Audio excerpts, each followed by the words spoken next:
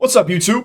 CliffBeats, no script, off the rip. You ask, you shall receive. We got more George Carlin. I almost said George Carlin, the death penalty. Now, listen, guys, you are in charge of this channel. Whatever you ask for, whatever you like, that's what you're gonna get.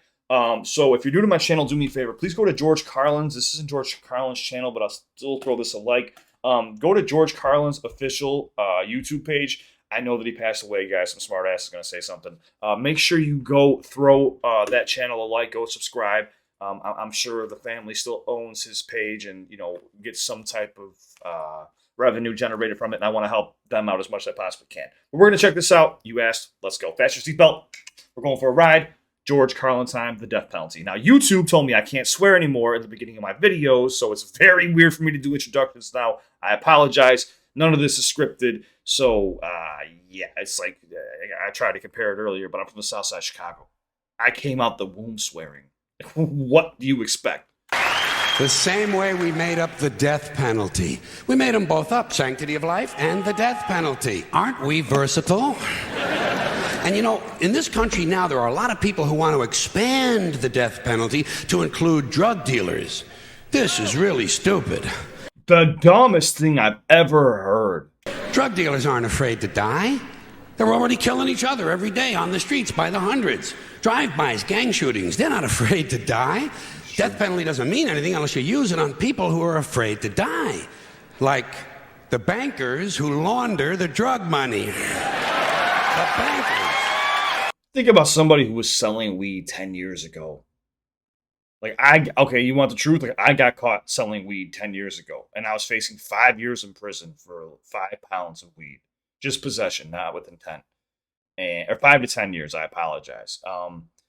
And I didn't get that, obviously. It was my first offense, but still, it was like, and then now you can legally go buy it at a dispensary. It's a joke. And now it's talking about like the death penalty for people who sell weed. Like, come on, man.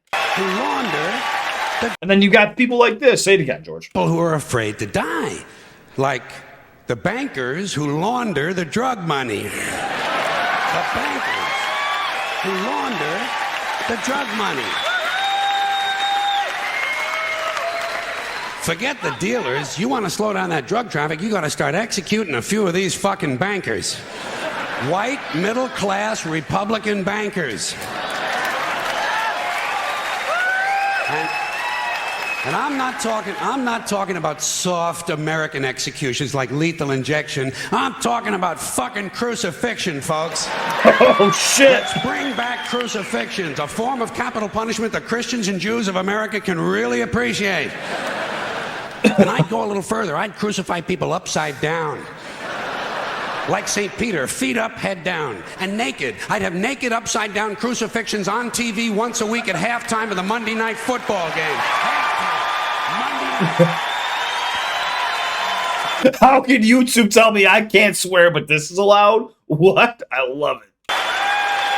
It's the hypocrisy. The Monday Night Crucifixions. You'd have people tuning in don't even care about football. Wouldn't you like to hear Dan Deerdorf explain why the nails have to go in at a certain angle?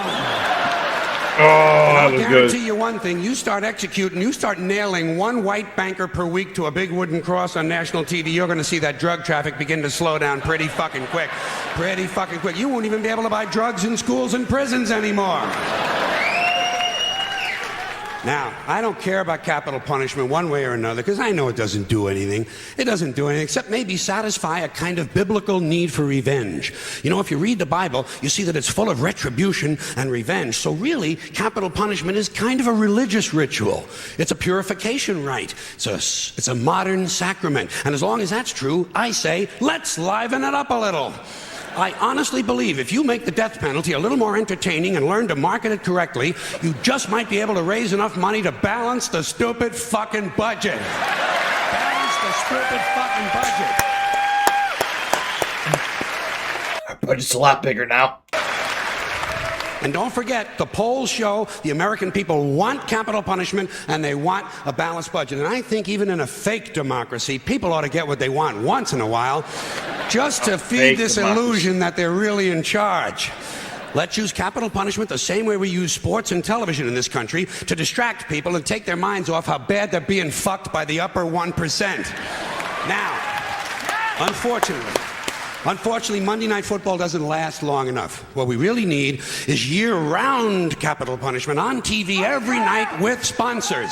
Gotta have sponsors. I'm sure as long as we're killing people, Marlboro Cigarettes and Dow Chemical will be proud to participate. Proud to participate. Balance the stupid fucking budget.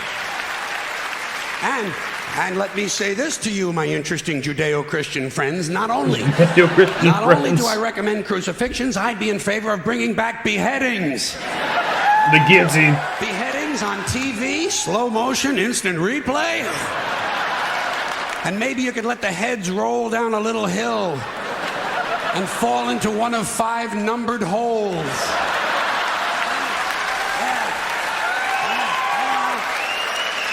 Oh, man. It's fucked Let up. the people at home gamble on which hole the head is going to fall into. And you do it in a stadium so the mob can gamble on it too. Raise a little more money. And if you want to expand the violence a little longer to sell a few more commercials, instead of using an axe, you do the beheadings with a handsaw.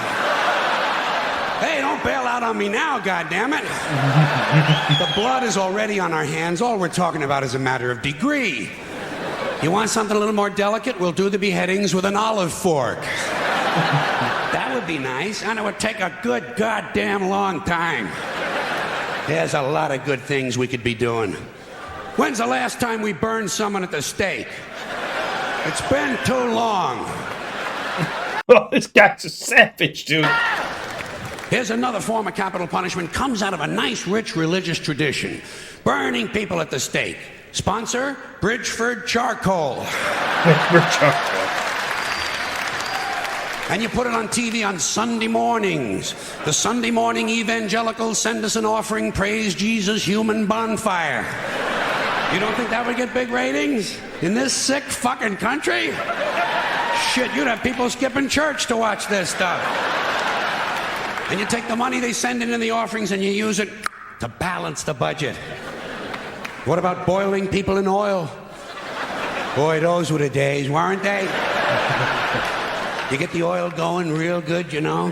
A nice high rolling boil.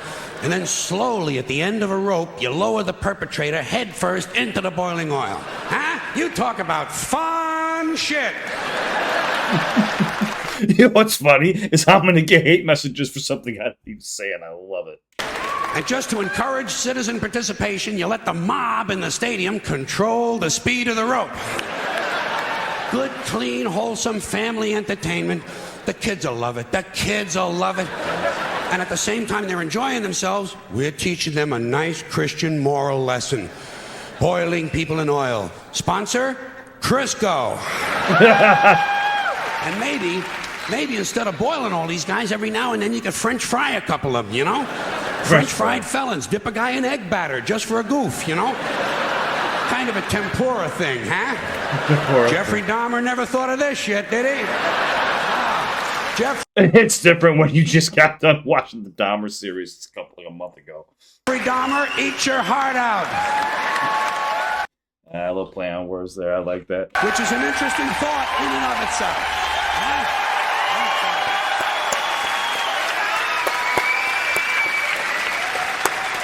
All right, enough nostalgia. What about some modern forms of capital punishment? How about we throw a guy off the World Trade Center and whoever he lands on wins the Publishers Clearinghouse?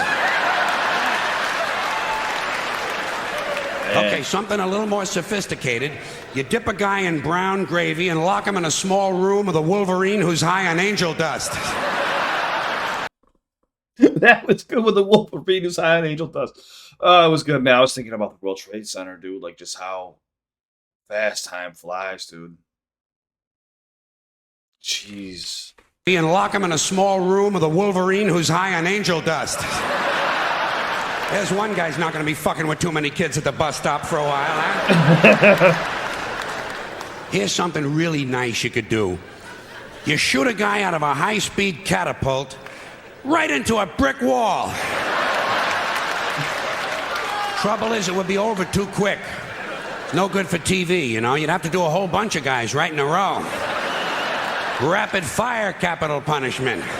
15 catapults. While you're shooting off one, you're loading up the others. Of course, every now and then you would have to stop to clean off the wall. Cleanliness, right next to godliness. And people, so I called him a genius in my thumbnail on my last video, and they're like, "Oh, somebody said it to me." I remember, like, why would you call him a genius? I'm not going to explain it. Right next to godliness. If it's not clicking with you, then you're beyond saving, dude. This is a genius at work. All right, high tech.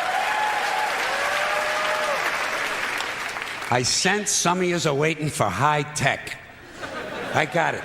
You take a small tactical nuclear weapon and stick it up a guy's ass.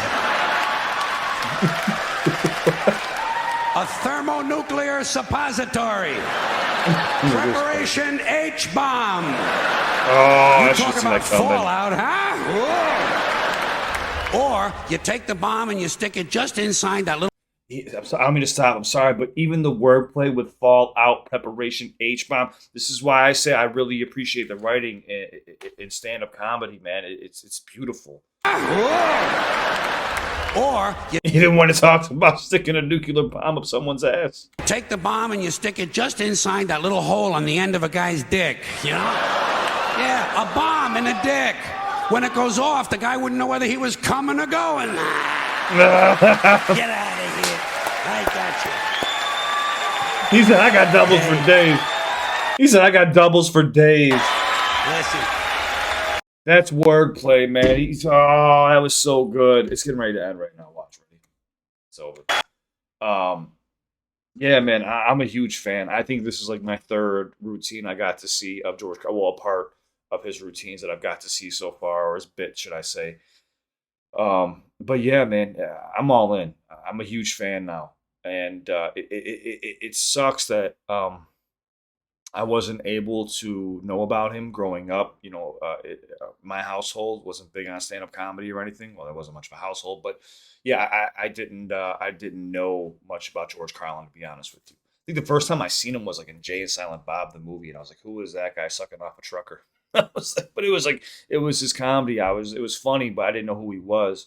But now that you guys are introducing him to me, I'm very grateful. So thank you so much, man. Like I said, no matter what you take away from this, just make sure you please go subscribe to the original channel. I'll add the original channel in my description down below. I'd love to have you, though. If you want more stand-up comedy or you have anything you want me to see on YouTube that's going to blow my mind, just subscribe, comment down below. I'll do my best to get to it. If you feel like I'm not getting to your request in a timely fashion, according to your time, I'm doing my best. I'm doing my best. I'm getting a lot of requests every single day. Don't take it personally. Just know I see all the comments, and I'm working as diligently as I possibly can. And I'm only one man. It's just me by myself. I don't have anybody working with me. So yeah, man, this was really good. What'd you guys think? Too harsh? I don't think so. This is what stand-up comedy is. This is what you're supposed to do when you're a comedian. Like that's what always blew my mind was like, at one point, like people would tweet something and then the cancel culture would go, "Oh yeah, you need to remove that tweet from like 10 years ago." And then you hear like a public apology from a comedian. Like, what the fuck? That's what they're supposed to do. It's their job to literally piss you off. Well, not you off, but certain people. It's to get a rise out of you, to get a reaction, good or bad, if you bomb or you don't. It doesn't make sense. The whole censorship thing is so stupid to me. Freedom of speech, right? Land of the free, home of the brave. Why can't we say what the fuck we want to say? That's why I got so mad earlier about the whole. I'm still heated about it. This happened over the weekend because they went back through all my videos and this started manually picking videos of me swearing in the beginning. What the fuck, dude? Like, what about songs where they swear in the first 3 seconds and then it just swears for the rest of the song? What? Don't get me started. I love you guys. Have a wonderful week. Merry Christmas. Happy holidays. Whatever it is that you fucking celebrate. Enjoy. Spend time with your family. If you don't have anybody, you need someone to talk to. AOD is here at all times. AOD is my family, Army of Darkness. My Discord's up and running. You're more than welcome to come hang out. Join up. Whatever it is. You don't even need to join, but you can just come hang out. And we've all got your back. It's a very supportive community. I'm even here for you guys 24/7. If you suffer from anxiety, depression, panic attacks, PTSD, addiction, anything else like that, please reach out to me. I'm here for you guys 24/7. I wouldn't be here if it wasn't for you or amazing artists and content creators and geniuses like George Carlin, man. And that's the truth. I wouldn't be here or without you guys. I would not be here without you guys. And I know that and I'll always remember that. So thank you for everything that you guys have done for me. The least I could do is be here for you. I know it can be intimidating reaching out to somebody you've never met before, but I promise you, I won't judge you. You can make a burner account. You don't even need to give me your real name or anything. I'm just saying, if you feel alone or you just need to talk to somebody, reach out. And if I'm busy, I'll get to you. But even if you don't want to talk to me, you have a whole community here that's got your back. I promise. But stay safe. It's on to the next one. Let me know what it is. Comment down below. CliffBeats out. This was good. This was really good.